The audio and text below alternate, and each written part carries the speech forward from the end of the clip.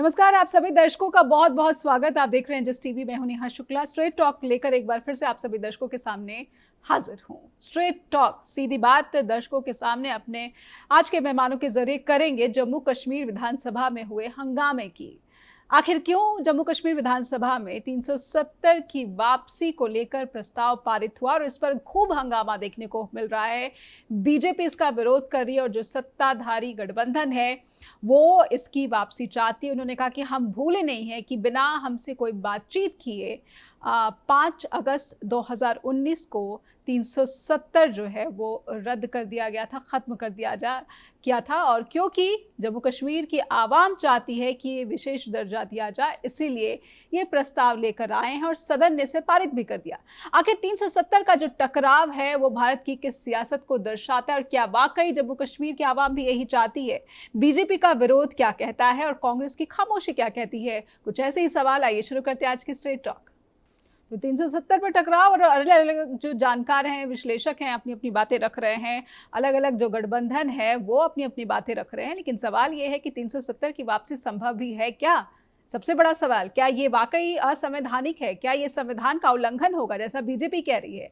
और कांग्रेस क्या कहेगी जो संविधान बचाओ का नारा देती है? हमारे कुछ सवाल आज के और तथ्य हम चाहते हैं पहले अपने दर्शकों के सामने रखें, फिर इन बातों सवालों को समझने का क्रम बढ़ाएंगे आज के अपने मेहमानों से। इन सवालों को एक बार आप नज़र डाल लीजिए कि जम्मू कश्मीर में विधानसभा के भीतर जो 370 पर बवाल हो रहा है, एक पक्ष इसका विरोध कर रहा है, एक पक्ष जो है इसकी वापसी चाहता है। प्रस्ताव पारित हो गया है, तो क्या इसे चुनौती दी जा सकती है? इसे असंवैधानिक बताया जा सकता है? विधानसभा से विशेष दर्जे का प्रस्ताव पारित हुआ है और ये प्रस्ताव वाकई में असलियत में किस तरह के विशेष दर्जे की मांग करता है, इसको भी समझने की कोशिश करेंगे। और बीजेपी क्यों कह रही है कि ये कहीं ना कहीं जो है कश्मीर को जो है अलग करने की साजिश है, ये एक जो है टेरर अटेम्प्ट जैसा है। सदन के भीतर क्या बीजेपी चर्चा से भाग रही है? क्योंकि बीजेपी स्पीकर के आश्वासन के बावजूद सदन से वॉकआउट कर रही है, लगातार नारेबाजी कर रही है और हंगामा भी कर रही है। क्या विशेष दर्जा दर्शकों से पूछना चाहेंगे कि अलगाववाद को उकसाएगा? एक सवाल ये भी। और विपक्ष इंडिया गठबंधन क्या उसके लिए ये पूरा का पूरा जो दाव है वो उल्टा पड़ने वाला है? क्योंकि बात महाराष्ट्र के चुनाव, झारखंड की चुनाव की भी आ जाती है। आइए स्वागत कर लेते हैं आज के हमारे मेहमानों का। हमारे साथ बीजेपी के प्रवक्ता जुड़ रहे हैं, गुरचरण सिंह संधू जी जुड़ रहे हैं।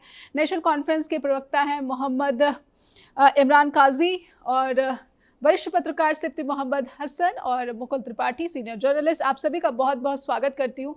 और शुरुआत में सिप्ती मोहम्मद जी आपसे करना चाहूँगी, जम्मू कश्मीर का ये जो बवाल सामने आ रहा है 370 को लेकर, पहले तो मैं ये समझना चाहती हूँ कि ये प्रस्ताव क्या वाकई अलगाववाद को उकसाएगा जिसकी बात बीजेपी कर रही है? पहले मैं सदन की बात करूं। सदन में मेजॉरिटी से ये जो प्रस्ताव है वो पास हो गया है। आप ये अलगाववाद या आतंकवाद से इसको जोड़ना मेरे ख्याल से ठीक नहीं है, क्योंकि वो अनकॉन्स्टिट्यूशनल हो जाएगा। 70 साल अगर इससे पहले भी कश्मीर या जम्मू कश्मीर, क्या उसको भारत के साथ, क्या वो भारत का राज्य नहीं था? अगर धारा 370 और 35A के समाप्त होने के बाद वो भारत में आ गया है तो ये बात समझ सकते हैं। लेकिन अगर वो भारत का एक हिस्सा था, उनको कुछ सुविधाएं दी गई थी, ये समझने की बात है। तो अगर पार्लियामेंट ने एक तरफा कार्रवाई में वो उनसे छीना है, तो हर एक को अपनी बात कहने की हक, वो अपनी बात, वो अपना पक्ष रख सकते हैं जी। जम्मू कश्मीर में जो अभी यूटी, जो उसको राज्य का दर्जा भी छीना गया 5 अगस्त 2019 के बाद, पहली बार विधानसभा के चुनाव हुए, ठीक है। चुनाव में एक जो बहुमत है, बहुमत नेशनल कॉन्फ्रेंस को मिला। 42 विधायक उसके खुद के हैं, 6 विधायकों ने ज्वाइन कर दिया, तो 48 उनकी संख्या होती है। उसके बाद जो उनको समर्थन मिला वो आम आदमी पार्टी का समर्थन मिला, कम्युनिस्ट पार्टी का समर्थन मिला, और कांग्रेस जो उनके सहयोगी पी पोल एलन में थे, उनके 6 सदस्य। उसके बाद टीडीपी के सदस्य और पीपल्स कॉन्फ्रेंस का एक सदस्य है और अवामी इत्तेहाद पार्टी का एक सदस्य। जब ये सुझाव, जब ये रेजोल्यूशन लाया गया, तो majority of the people, majority of the MLA have voted for it, यानी उन्होंने इसके पक्ष में वोट किया। तो भाजपा ने अपना जो पक्ष रखा है, भाजपा का ये मानना है कि ये अनकॉन्स्टिट्यूशनल है, क्योंकि सुप्रीम कोर्ट ऑफ इंडिया और भारत के पार्लियामेंट ने इसे समाप्त कर दिया है। अब आपको ये हक नहीं है कि आप इसके हवाले से कोई प्रस्ताव ला सकते हैं। लेकिन जो लॉ के स्टूडेंट्स हैं या जो लॉ रिलेटेड लोग हैं, उनका ये मानना है कि भारत के किसी भी व्यक्ति को ये संविधान ने हक दिया है कि वो अपना पक्ष रख सकता है। कॉन्स्टिट्यूशन असेंबली में कोई प्रस्ताव आना, मेजॉरिटी ऑफ द पीपल कोई प्रस्ताव लाते हैं तो उस पर बातचीत होती है। ये नहीं कि अब धारा 370 वापस होगी, 35 से वापस होगा। इस पे राजनीति के बजाय, यानी जम्मू कश्मीर उन परिस्थितियों से गुजरा है यहाँ पर एक फेडरल लॉ की जरूरत है। यहाँ पे लोगों का समर्थन अगर आपको चाहिए, अगर लोगों को आपने करीब लाना है तो उनसे बात करिए, उनको समझाइए कि भाई धारा 370 आपके पक्ष में नहीं था।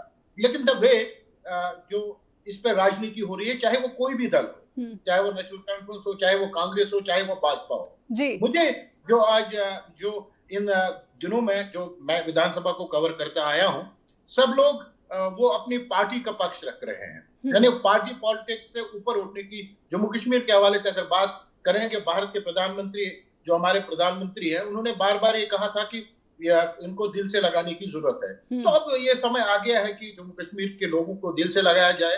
ये बवाल वाली स्थिति से जम्मू कश्मीर को बाहर लाया जाए। बिल्कुल। इमरान जी से समझ लेते हैं, नेशनल कॉन्फ्रेंस को क्या जरूरत पड़ी ये प्रस्ताव पारित कराने की। इमरान जी, स्टेटहुड का मसला सबसे बड़ा था, विशेष दर्जा पहले पायदान पर आ गया। देखिए नेहा जी, जो हमारे यहाँ पे इस बार 2024 के असेंबली के इलेक्शन हुए, जो वोटर टर्नआउट यहाँ पे हुआ, ऐसा वोटर टर्नआउट यहाँ पे कभी नहीं देखा गया जी। ये सॉर्ट ऑफ एक रेफरेंडम था। ये इलेक्शन जो था, ये सॉर्ट ऑफ एक रेफरेंडम था उन फैसलों के लिए जो 5 अगस्त 2019 के बाद या जम्मू कश्मीर के लिए लेकर दिए गए सेंटर की तरफ से।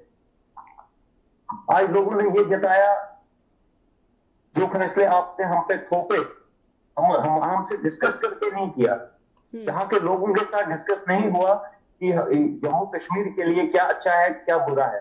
दिल्ली में बैठ के फैसले किए गए और हम पे थोपे गए, हमारा आर्टिकल हमसे छीना गया, हमारी स्टेट हमसे छीनी गई, हमें डाउनग्रेड करके यूटी बना दिया गया।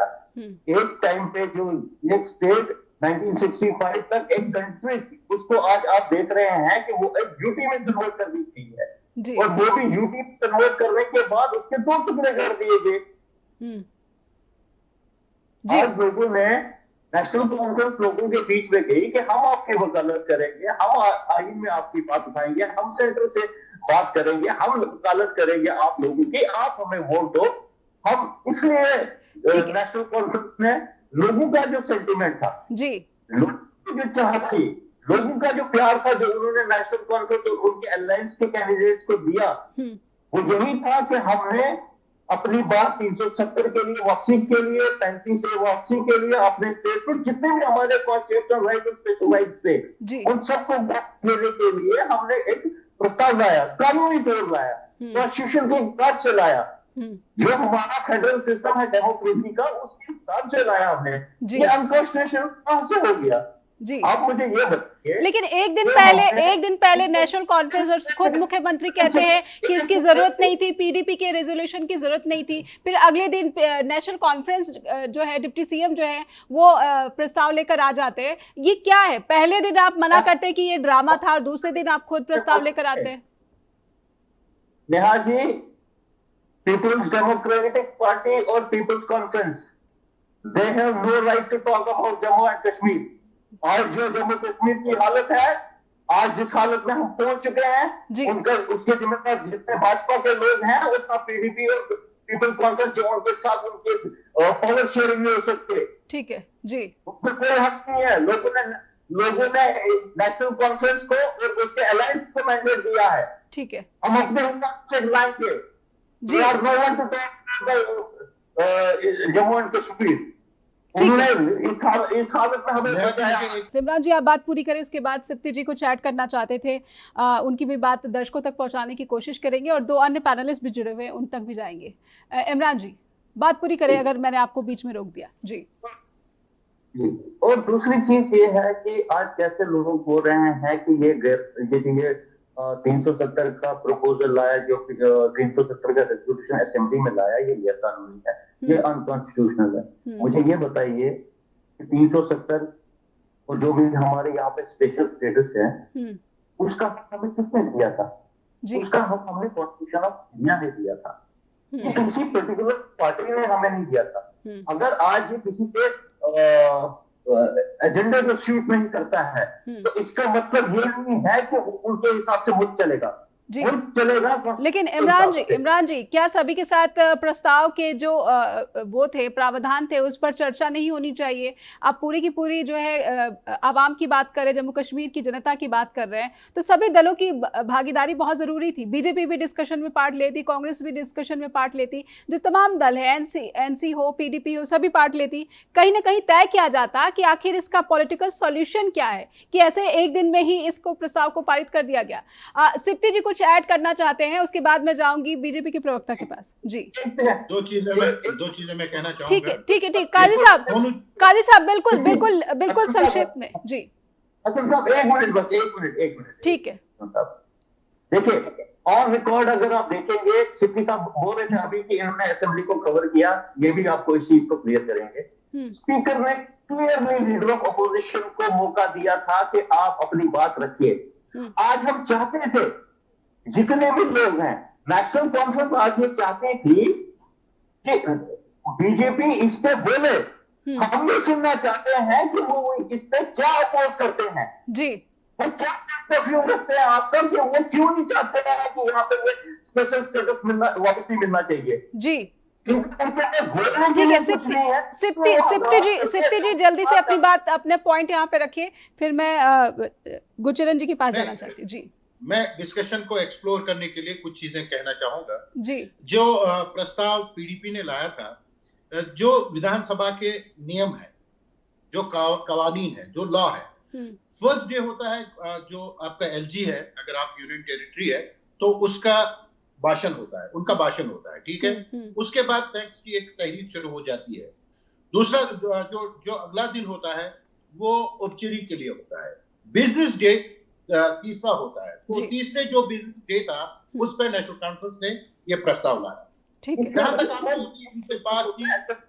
इनसे बात की कि यानी आपको सब दलों को साथ लेकर इस पर बात करनी चाहिए। जब ये जम्मू कश्मीर यानी जब पार्लियामेंट ने इसको रिवोक किया, तो जो जम्मू कश्मीर के यानी मेन स्ट्रीम दल हैं, बड़े बड़े, उन्होंने कहा कि हमारे से कोई बात नहीं हुई, और हमारा जो कोई रिप्रेजेंटेटिव भी नहीं था उस समय के, जो हमारे गवर्नर थे, उसके सहायता से ये सब कुछ किया जी। ये दो ऐसे जरूरी थे कि आपके डिस्कशन में आगे काम। बिल्कुल दर्शकों तक पहुंच गई ये बात। गुरचरण जी, बीजेपी सिर्फ शोर कर रही है, सिर्फ सियासत करने के लिए हंगामा मचा रही है, जबकि बीजेपी क्या कहना चाहती है, विरोध किस बात का है, ये खुद सरकार और खुद सभापति चाहते थे। गुरचरण जी, विरोध इस बात का है जी कि इससे पहले जब 5 अगस्त 2019 से पहले जो हालात थे कश्मीर की, वो हम सभी लोगों ने, आप जैसे मीडिया चैनल्स के माध्यम से और सोशल मीडिया के माध्यम से हम रोज देखते थे क्या होता है, कैसे होता है। और देखिए, लीडर्स जो है उनको उनका अपहरण कर लिया जाता था, और जो लॉ एंड ऑर्डर की पोजीशन थी वो कितनी गंभीर थी, लोगों की को जिंदा रहने के लिए भी बहुत कुछ मुश्किलें झेलनी पड़ती थी। और जब से ये 370 धारा जो है उसको खत्म कर दिया गया है, गुरचरण जी खुद आज बीजेपी के प्रवक्ता कह रहे थे, बीजेपी के प्रवक्ता कह रहे थे कि एक टेम्परेरी कॉन्स्टिट्यूशनल प्रोविजन था जिसे खत्म करने का बीजेपी क्रेडिट ले रही है। जब वो टेम्परेरी था तो बीजेपी इसको क्यों ऐसे कहती है कि अभिन्न अंग नहीं बनने देना चाहता है? जो विपक्ष है, इंडिया गठबंधन है, वो अलगाववाद को जो है उकसाने पर आमदा है। बीजेपी ऐसा क्यों कह रही है? देखिए, इनका जो गठबंधन है, जो इंडिया अलायंस है, इनके साथी वो है, कांग्रेस भी है, वो भी इसलिए इसके ऊपर नहीं बोल रही है। जी। तो जो धारा 370 हटाई गई है वो बिल्कुल ठीक हटाई गई है, और उसके बाद अगर हम फिर उसको लाना चाहेंगे, डिक्टेटरशिप की तरह ये ट्रीट करेंगे, तो ये लोगों को, देश के लोगों को नहीं, अच्छा पर नहीं बीजेपी लगेगा। कह रही है कि ये अनकॉन्स्टिट्यूशनल है और ये हो ही नहीं सकता। अगर हम कॉन्स्टिट्यूशनल देखें तो ये संभव ही नहीं है, ये असंभव है। तो फिर बीजेपी को चिंता किस बात की?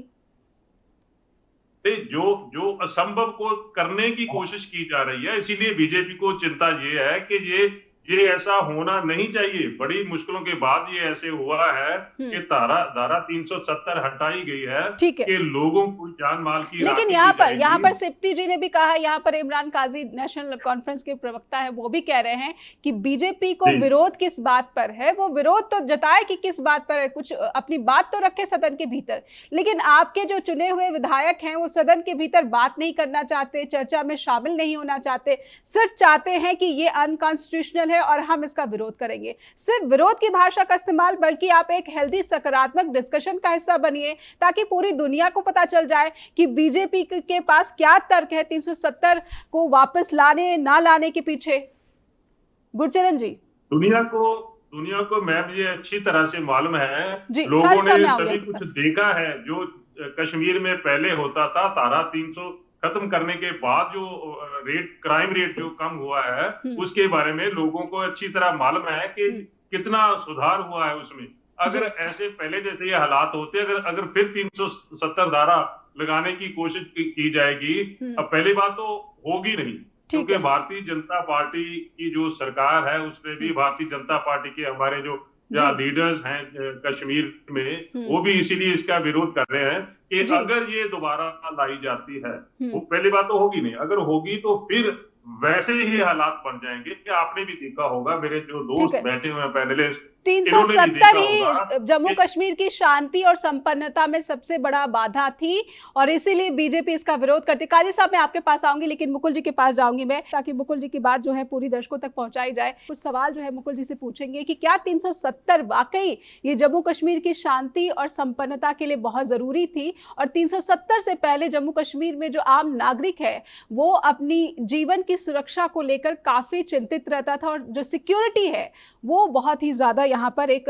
संवेदनशील मसला थी, और 370 के बाद जो सुरक्षा है वो बिल्कुल चुस्त दुरुस्त हो गई है। तो 370 पर टकराव, और क्या जम्मू कश्मीर में तमाम जो राजनीतिक दल हैं सिर्फ सियासत कर रहे हैं, और वहाँ की जो आवाम है, जो जनता है, वो क्या चाहती है, इस पर कोई डिस्कशन नहीं हो रहा है। कहीं ना कहीं जो लगातार हंगामा है वो इस पर सबसे बड़ा प्रश्न चिन्ह खड़े कर रही है। मुकुल जी के पास लेकर चलेंगे दर्शकों को। मुकुल जी, संविधान की दुहाई बीजेपी भी दे रही है, नेशनल कॉन्फ्रेंस भी दे रही है, और कहीं ना कहीं संविधान की दुहाई कोई नहीं दे रहा है, तो संविधान बचाओ का नारा देने वाली पार्टी कांग्रेस, वो कोई दुहाई नहीं दे रही है। और 370 को लेकर बीजेपी की जो चिंता है उसको भी मैं चाहती हूँ कि आपके जरिए दर्शकों तक जरूर पहुंचाया जाए। मुकुल जी, देखिए नेहा जी, सबसे बड़ी कांग्रेस के साथ दिक्कत ये है कि ये ऐसा विषय है जो ना निगल पा रहे हैं ना उगल पा रहे हैं। ये बेसिकली क्या है, बीच में फंसे हुए हैं। और आपको याद होगा, और दर्शक भी जानते होंगे, कि जब ये चुनाव हो रहे थे उस वक्त राहुल गांधी वहां गए,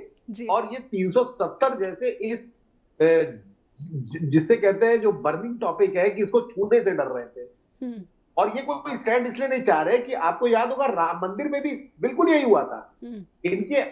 इनको राम मंदिर पे अपना स्टैंड क्लियर करने में बड़ी दिक्कत हुई थी। तो वही चीज यहाँ पे हो रही है कि वो करे तो करे क्या। अगर आज ये बोलते हैं तो बीजेपी इनके ऊपर इतनी बुरी हमलावर हो जाएगी कि उसका प्रमाण आज हमारे मुख्यमंत्री, जो मैं लखनऊ से बोल रहा हूं, उत्तर प्रदेश के मुख्यमंत्री योगी आदित्यनाथ ने ये कह के बोला है कि कांग्रेस ने अगर एनसी के, नेशनल कॉन्फ्रेंस के प्रस्ताव का विरोध नहीं किया तो उस स्थिति में उसका वही हाल होगा जो 370 और 35A का हुआ है जी। यानी साफ हो जाएगी। कहने का मतलब ये है लेकिन तो ये लेकिन योगी का मुकुल जी कहीं ना कहीं कांग्रेस का जो स्टैंड है इस पूरे के पूरे मसले पर, वो कहती है कि उसको तरीके पर आपत्ति है, जिस तरीके से 370 को यहाँ पर खत्म किया गया उस तरीके पर आपत्ति है। एक मैच्योर पॉलिटिक्स जो है कांग्रेस की तरफ से इसका प्रदर्शन हो रहा है, क्योंकि कांग्रेस सरकार में शामिल नहीं है, वो बाहर से समर्थन कर रही है। क्या कांग्रेस को पहले से यह अंदेशा था कि ऐसे कुछ हालात पैदा होंगे, और अभी क्योंकि महाराष्ट्र और झारखंड के चुनाव है तो कांग्रेस को आपत्ति तरीके पर है, जो कि नेशनल कॉन्फ्रेंस भी कह रही है और वहां का हर एक नागरिक कहता है शायद। मुकुल जी देखिए, बिल्कुल आपकी बात बिल्कुल सही है, और बेहतर तो हमारे जम्मू के जो मित्र हैं वो बता पाएंगे। हम लोग को जो सूचना मिल रही थी इस वक्त महाराष्ट्र और झारखंड के चुनाव को लेकर बीजेपी बड़ा कांग्रेस फूक के कदम रख रही है कि कहीं मुंह से कहीं कुछ ऐसा ना निकल जाए जो दोनों स्टेट में बीजेपी इनको फिर चारों खाने चित्त कर दे, खासकर बयानबाजी से। देखिए रिजल्ट क्या आएगा वो अलग बात। तो ऐसे में जो सीनियर लीडर्स हैं वो सीधे सीधे इन चीजों से बच रहे हैं। जब मीडिया राहुल गांधी से डायरेक्ट पूछ रही है तो भी उसका कोई जवाब नहीं दे रहे। लेकिन मुकुल जी, तो राहुल गांधी कह सकते हैं जी। कि देश के कई ऐसे स्टेट हैं जिनको स्पेशल स्टेटस मिला हुआ है। आप हिमाचल प्रदेश को देख लीजिए, यहाँ पर भी कोई बाहरी राज्य का जो व्यक्ति है वो संपत्ति का यहाँ पर मालिकाना हक नहीं ले सकता। एक सिंपल सी, एक साधारण सी बात है। बीजेपी अलग तरीके से इसका नैरेटिव गढ़ी, लेकिन कांग्रेस असफल क्यों दिख रही है? फिर उसको किस बात की चिंता है? देखिए, कांग्रेस तब थोड़ा अगर मैच्योरिटी में आती या दिखाती या अपना हक दिखाती जब उसकी सीटें आती। आज वहां स्थिति वो नहीं है जी। अभी मेरी सादिक जी से बात हो रही थी, शायद सादिक जी से अभी मेरी थोड़ी देर पहले बात हो रही थी। उन्होंने सीधे बताया कि कांग्रेस के नंबर ज्यादा, तो उनको निर्दलीय जो थे वो उसमें ज्वाइन कर लिए, तो एनसी को जरूरत ही नहीं है। और 2 अभी मिनिस्टर्स की पोस्ट खाली है। तो जो हम लोग को सूचना बेहतर वो लोग बताएंगे। यहाँ सूचना ये आ रही है कि महाराष्ट्र और चुनाव, दोनों स्टेट के चुनाव होने के बाद तब कांग्रेस हो सकता है शामिल हो जाए एक सीट पे, एक ही मंत्री पद मिलेगा। तो ऐसे में अभी आपस में ही जो इंडिया गठबंधन है वो अगर कुछ बोल के और फंस जाए 2 स्टेट में, बड़े स्टेट हैं, तो ऐसे में फूफू के कदम रख रही है कि बीजेपी को कोई ऐसा मौका ना मिले कि कल की डेट में दोनों स्टेट में हमको सिप्ती जी क्या आपस में वो बिल्कुल ऐसे में क्या पीडीपी ने फंसा दिया नेशनल कॉन्फ्रेंस और कांग्रेस को? काजी साहब मैं आऊंगी आपके पास जी। देखिए, पीडीपी की कोई भूमिका नहीं है। मैं पहले अपने भाजपा मित्र जो प्रवक्ता है दो चीजें दो बातें रखना चाहता हूं। उन्होंने कहा कि धारा 370 और 35 के खात्मे के बाद जम्मू कश्मीर में शांति आई है, लेकिन जो आंकड़े हैं पिछले 5 वर्ष के, जरा आप उनको निकालिए। जो जम्मू में घटनाएं घटी हैं, जो सुरक्षा बलों के साथ जो घटना घटी है, जो जिस तरह से ये कह रहे थे कि धारा 370 और 35 के समाप्त होने के बाद अलगाववाद और आतंकवाद समाप्त होगा, परंतु ऐसा जमीनी स्तर पर दिख नहीं रहा है। अगर आप ये देखें कि जब से ये गवर्नमेंट वजूद में आई है, एकदम से हिंसक घटनाओं में बढ़ोतरी हुई है, एकदम से। यानी आप ये देखें, आज भी उत्तरी कश्मीर के सोपोर में एक इनकाउंटर हुआ, उसमें 2 अलगा यानी मिलिटेंट्स के हताहत होने की भी सूचना है। यस्टरडे भी ऐसा ही हुआ। यानी जो ये घटनाक्रम है, जो हिंसक घटनाओं का क्रम है, अगर ये दावा, क्योंकि मैं जमीनी स्तर पर काम करता हूं, इसमें अगर बदलाव आता तो लोग, मैं ये उनकी जो बात थी मैं उसको स्वीकार करने के लिए तैयार था, परंतु इसको अलगाववादी और आतंकवाद से जोड़ना मेरे ख्याल से ठीक नहीं है। मेरा ये मानना है कि जो मैं पहले भी कह चुका हूं, अब दोबारा मैं ये बात कर रहा हूं, जम्मू कश्मीर एक सेंसिटिव राज्य है, सेंसिटिव क्षेत्र है। यहाँ पर डेलिकेटली यानी लोगों का समर्थन जीतने की जरूरत है। अगर आप लोगों को अपने साथ मिलाना चाहते हैं तो आपको लोगों के साथ मिल बैठ के बात करनी होगी। वे एवरी पार्टी अकॉर्डिंग से कि नहीं, single party, they are doing politics. देखें, people are suffering from last 5.5 year. आप ये देखें लोगों ने क्या क्या नहीं देखा, दे आर ह्यूमिलेटेड। आप जरूरी है कि इस स्थिति से जम्मू कश्मीर के नागरिकों को बाहर लाए, उनको समर्थन दे। एक तरफ से आप ये कह रहे हैं कि सिप्ती साहब क्या हमारा अंग है, जी तो सिप्ती उसको साहब, स्वीकार करिए। सिप्ती साहब, क्या इस प्रस्ताव का लाना बहुत जरूरी था? अगर जम्मू कश्मीर की जनता की भलाई की बात है, उनके हितों की बात है, तो बहुत सारे ऐसे गंभीर मसले थे जिन पर डिस्कशन होता, बात होती, कुछ नया अच्छा निकल कर आता, लेकिन 370 पर ही जोर देती हुई नेशनल कॉन्फ्रेंस दिखी। क्या इससे बचा जा सकता था? नहीं, ट्राई टू अंडरस्टैंड, मैंने पहले ही कहा ये पॉलिटिक्स अलग बात है, लेकिन जम्मू कश्मीर नेशनल कॉन्फ्रेंस जी जो उनका मंशूर है, उन्होंने चुनाव इसी पे लड़ा है, पीडीपी ने इसी पर चुनाव लड़ा है। हत्या कि जिनके बारे में ये कहा जाता था कि वो भाजपा के समर्थक हैं, पीपुल्स कॉन्फ्रेंस, जिनको ये लेबल लगाई गई थी कि वो भाजपा के बिल्कुल मित्र हैं, उन्होंने भी चुनाव उसी पे लड़ा है। आप ये कश्मीर को देखिए और जम्मू के मुस्लिम क्षेत्र जो यानी मुस्लिम अक्सरियती इलाके हैं, लोगों ने को अगर वोट दिया है तो इसी सेंटिमेंट पर, क्योंकि लोगों को लगता है कि ये जिस तरीके से हमसे छीना गया, द वे वो उन्हें स्वीकार नहीं है, यानी लोगों का अनुमति होनी चाहिए। आपने कहा कि जिस तरीके से छीना गया वो स्वीकार्य नहीं है, लेकिन अगर ये हट गया तो उसकी कोई आपत्ति नहीं है। देखिए, मैंने यही कहा कि आपको जब भी कोई बात है तो संविधान, द कॉन्स्टिट्यूशन, आपने कहा majority of the people, majority of parliamentarians, they have done it.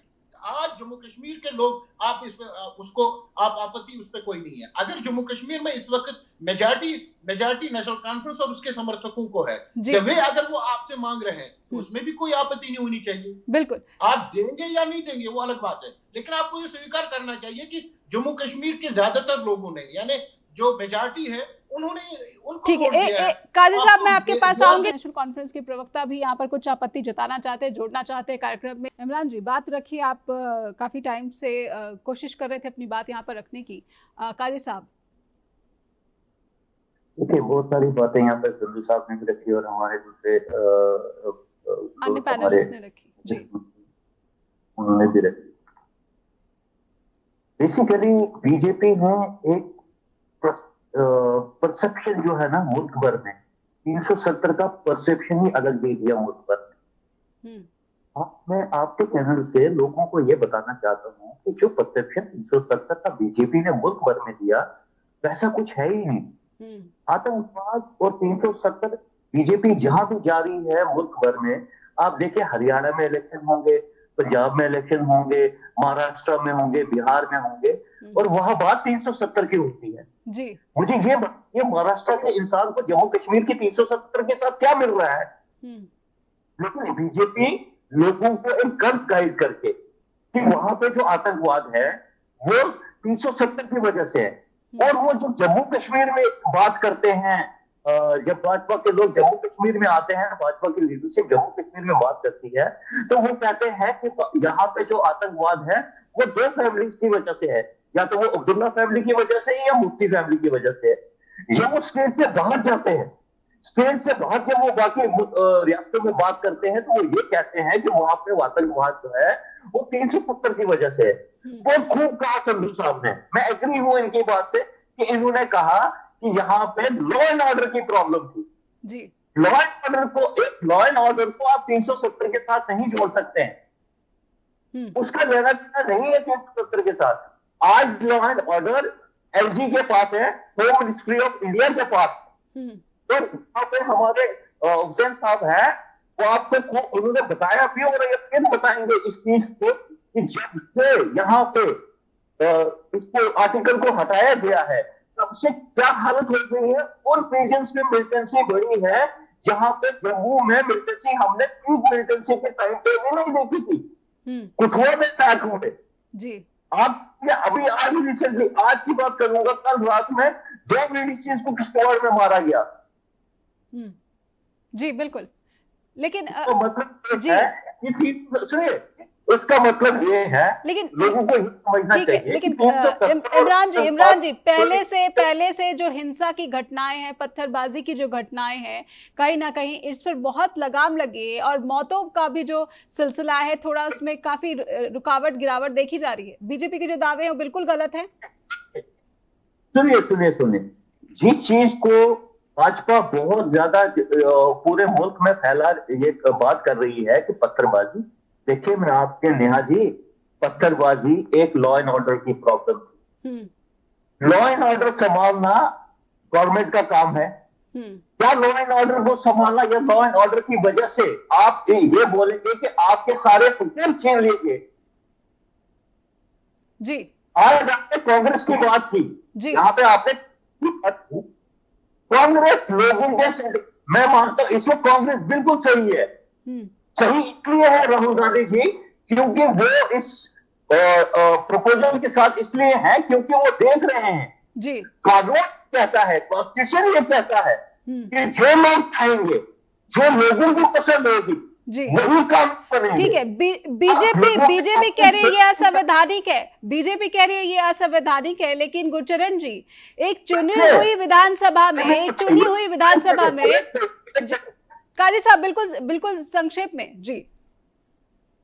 देखिए गैर कानूनी कैसे है? क्या आप इस असेंबली को डेमोक्रेसी और फेडरल सिस्टम का नहीं पार्ट नहीं मानते हैं? बिल्कुल बिल्कुल जी। वहां पर इसको बिल्कुल प्रपोजल एज ए कॉन्स्टिट्यूशन जो आपको कानूनी तौर हक था, क्या आपने उस हिसाब से नहीं रखा उसको? बिल्कुल गुरचरण जी से समझ लेने दीजिए, बीजेपी के लिए ये गैर संवैधानिक कैसे है? कश्मीर के लोगों को रिप्रेजेंट कर रहे हैं। ठीक है गुरचरण जी, संघीय ढांचा, भारत का जो संघीय ढांचा है, फेडरल स्ट्रक्चर जो है, वो भारत के किसी भी प्रदेश की विधानसभा को ये ताकत देता है कि वो अपनी आवाम के बेहतरी के लिए उनकी इच्छाओं के अनुसार कोई प्रस्ताव पारित करे।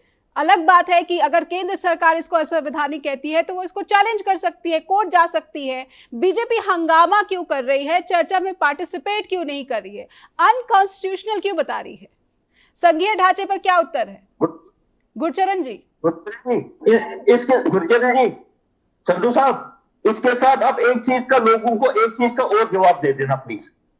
जब हिमाचल की बात आती है स्पेशल स्टेटस की, जब नॉर्थ ईस्ट की 6 स्टेटों में स्पेशल स्टेटस की बात आती है, जब गुजरात में अपने लोगों को नौकरी देने की बात आती है, वहां के लोकल्स को, वो स्पेशल स्टेटस क्यों नहीं चुनते हैं बीजेपी को?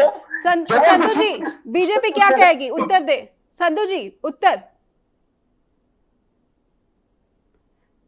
संधू जी आप सुन पा रहे हैं? बीजेपी की तरफ से उत्तर हम अपेक्षा रखते हैं यहाँ पर।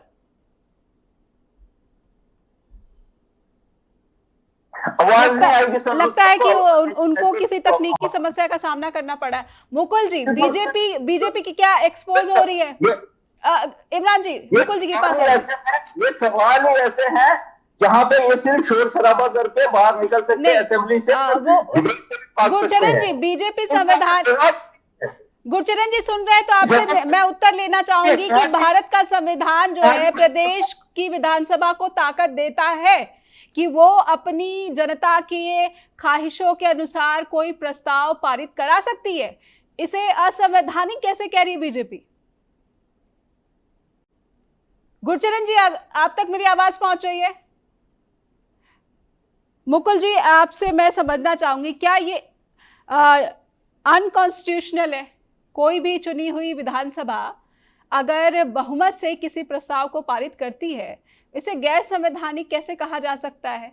और अगर है तो कोर्ट जाया जा सकता है, चर्चा में पार्टिसिपेट ना करना और ये फिर अलग अलग चुनावी जनसभाओं में जाकर कहना कि सत्ताधारी इंडी गठबंधन कथित रूप से जम्मू कश्मीर के खिलाफ साजिश कर रही है, देश से अलग करने की दोबारा से कोशिशें हो रही हैं। मुकुल जी। नेहा जी देखिए, अगर नेहा जी देखिए, अगर यही होता और बीजेपी को अगर इतना विश्वास था तो जो जम्मू रीजन में उनका चुनाव में रिजल्ट आया वो शायद उनके हिसाब से होता जी, लेकिन ऐसा नहीं हुआ। अगर वहां की जनता ने एक मैंडेट दिया है और प्रॉपर गवर्नमेंट फॉर्म की है तो जाहिर बात है कि वहां के जो विधानसभा के सारे जो विधायक हैं, जो सरकार है, वो अपना प्रस्ताव तो दे ही सकती है। आपको याद होगा कि पहले भी हम लोग डिबेट में बात की है कि इसका वही हाल होगा जैसे दिल्ली का हुआ है जी। जब आपकी सरकार नहीं है, तो जब आपकी सरकार नहीं रहती है तो एलजी वहां पे पूरा सब जैसे दिल्ली में हो रहा है वैसे ही यहाँ पे जम्मू में शुरू होगा। वो तब भी मैंने कहा था, अभी भी मैं कह रहा हूं, तो इतना आसान नहीं होगा उमर अब्दुल्ला के लिए कि आगे आने वाले टाइम में जो अभी प्रवक्ता जो जम्मू से बोल रहे हैं, जाहिर बात है कि वो चीजें केंद्र सरकार को भी और बीजेपी के नेताओं को भी सदन में बोलना चाहिए कि हम क्यों विरोध कर रहे हैं, ताकि जनता को और ये देखिए मुद्दा ये भारत का नहीं है, ये मुद्दा पूरे विश्व में ये चीजें जाती हैं। और जो जम्मू कश्मीर, पाकिस्तान और जितना ये आपका ऑल ओवर द वर्ल्ड जो लोग रह रहे हैं वहां पे और जो इस पे निगाहें रखते हैं, उनको भी इन सब की मतलब डे बाय डे और मिनट बाय मिनट की खबर रहती है। बिल्कुल। तो ऐसे में बीजेपी को अगर सुन पा रहे विपक्ष की तरफ, गुरचरण जी सुन पा रहे, संघीय ढांचे पर जो है आप कैसे कहेंगे कि यह असंवैधानिक है? भारत का संघीय ढांचा ऐसा है कि चुनी हुई विधानसभा इस तरह का प्रस्ताव पारित कर सकती है बहुमत से, अगर उसके पास बहुमत है। गुरचरण जी, लगता है मेरी आवाज नहीं पहुंच पा रही। मुकुल जी, क्या सिर्फ और सिर्फ सियासत हो रही है? जम्मू कश्मीर के विधानसभा से जो तस्वीरें दुनिया भर में गई हैं वो सिर्फ सियासत का एक नमूना है। आवाम की फिक्र जो है वो कितनी है ये दिख रही है। देखिए, जो पार्टी अपने मैनिफेस्टो में अगर इस मुद्दे को लेके आई है और उसने सरकार बनाया है तो जाहिर बात है वो उस पैटर्न पे चलेंगे, उस लाइन पे चलेंगे। और पहले दिन ही लाकर उन्होंने सिद्ध कर दिया कि हमारी, देखिए कर कुछ भी ना पाए लेकिन एक जिन लोगों ने वोट दिया है उनको बहुत बड़ा मैसेज चला गया है कि सरकार ने जो ये पार्टी थी, इस पार्टी ने जो अपने उसमें मैनिफेस्टो में लिखा था उस पे ये अमल कर रही है जी। ये उनकी एक बताता है कि भरोसेमंद है, हम जो कहे हैं वो मैं करूंगा। जहां तक बात करते करना ना करना, देखिए जब तक संसद से पास हुआ था वहां पे कोई ऐसा अभी भविष्य में नहीं लगता कि ये चीजें कुछ हो पाएंगी। लेकिन इनका जो फर्ज था, इन्होंने जनता को, अपने वोटर्स को ये बता दिया है कि देखिए हमने एक कदम बढ़ाया है और बढ़ा के ये प्रस्ताव बट ऑफिस है कि राज्यपाल के थ्रू आगे भिजवाएंगे और राज्यपाल किस भूमिका में वो सब जानते हैं। तो ऐसे में सरकार के लिए थोड़ा सा टेढ़ी खीर रहेगी आने वाले टाइम में। ठीक है काजी साहब, अब इसके आगे क्या? जम्मू कश्मीर की आवाम भी देख रही है और पूरी दुनिया भी देख रही है। देखिए, ये लड़ाई जो है, ये जो कल लड़ाई शुरू हुई है, ये कोई आसान लड़ाई नहीं है, ये बहुत बड़ी लड़ाई है। बहुत अच्छा कहा, बहुत अच्छे तरीके से मुकुल जी ने इसको कहा, मैं अप्रिशिएट करता हूं इनकी बात। इन्होंने कहा कि हमने मंशूर में, अपने मैनिफेस्टो में इस चीज का जिक्र किया कि हम 370 और स्टेटहुड की लड़ाई लड़ेंगे। लोगों ने उस चीज पे वोट दिया, चाहे हमारे पास पावर्स है या नहीं है, लेकिन हमने अपना हक अदा करना है जिस हक के लिए, जिस सेंटीमेंट के लिए हमें लोगों ने चुनकर असेंबली में भेजा। जी ठीक है जी। दूसरी चीज ये है कि क्या अपना असेंबली में आपने एक प्रपोजल लाया जी, अगर आपको इस पे कोई भी प्रॉब्लम थी, आप उस चीज को नहीं मानते हैं, लेकिन कम से कम आप जो अपोजिशन, एज ए अपोजिशन, बहुत बड़ी अपोजिशन है, 28-29 एमएलए हैं उनके इस वक्त, ठीक है, वो बात रख सकते थे अपनी, वो असेंबली में लोगों को बता सकते थे कि हाँ, जो नेशनल कॉन्फ्रेंस यहाँ के लोगों के लिए एम्प्लॉयमेंट मांग रही है जी, यहाँ के वो लोगों के लिए जमीन मांग रही है, अपने कल्चर, अपने डिग्निटी, अपनी इंटीग्रिटी को बचाने की बात कर रही है। ठीक है, हम उस चीज के खिलाफ क्यों हैं? भाजपा को आज बात रखनी चाहिए थी। ठीक है सिद्धि जी, एक फाइनल कमेंट एक लाइन में आपसे समझना चाहूंगी क्योंकि समय आगे बढ़ने की इजाजत नहीं दे रहा है। लेकिन मुझे याद आ रहा है कि एक वक्त ऐसा भी हमने संसद में देखा है जब विपक्ष पूरे जो सांसद हैं उसे जो है सस्पेंड कर दिया गया था स्पीकर की, माननीय लोकसभा स्पीकर की तरफ से, और आज बीजेपी कह रही है कि स्पीकर जो है वो नियमों के अनुसार सदन की कार्यवाही नहीं चला रहे। सिप्ती जी, क्या जम्मू कश्मीर की विधानसभा से बीजेपी एक्सपोज हो चुकी है आज के इस वक्त में? एक लाइन में समझना चाहूंगी। नहीं, देखिए, जम्मू के लोगों ने, जम्मू में कुछ ऐसे क्षेत्र हैं, यानी 28 विधायक, 29 थे, एक का देहांत हुआ है जी जी। उन्होंने जो मैंडेट हासिल किया है उन्होंने उसी अनुसार अपनी पॉलिटिक्स की, यानी जो विधानसभा में उनकी पॉलिटिक्स थी वो बिल्कुल उनके मंशूर के अनुसार पॉलिटिक्स थी। और नेशनल कॉन्फ्रेंस ने जो ये प्रस्ताव लाया उन्होंने भी अपने पॉलिटिक्स, यानी अपनी पार्टी के मंशूर के मुताबिक पॉलिटिक्स की। ये इस वक्त ये जम्मू कश्मीर की विधानसभा में जो कुछ हो रहा है ये बिल्कुल टू द पॉइंट पॉलिटिक्स हो रही है। ठीक है, बहुत बहुत धन्यवाद करना चाहूँगी। टू द पॉइंट पॉलिटिक्स हो रही है। जम्मू कश्मीर की आवाम भी अगर देख पा रही है तो वो समझे कि वो अपने सियासतदानों से जो अपेक्षा रखती है, जो उम्मीद रखती है, उसकी कितनी जो है यहाँ पर भरपाई हो रही है। बीजेपी भी पॉलिटिक्स कर रही है, लेकिन अफसोस की बात है कि जो बीजेपी के प्रवक्ता हमारे साथ जुड़े थे वो हमारे सवाल का उत्तर नहीं दे पाए, क्योंकि तकनीकी समस्या का वो सामना कर रहे थे। स्ट्रेट टॉक के दर्शकों से अनुरोध करूँगी कि आपका स्नेह हम तक लगातार पहुँचाते रहिए। अपने फीडबैक के रूप में info@justbroadcasting.com और neha@justbroadcasting.com पर ईमेल जरूर भेजें। नमस्कार।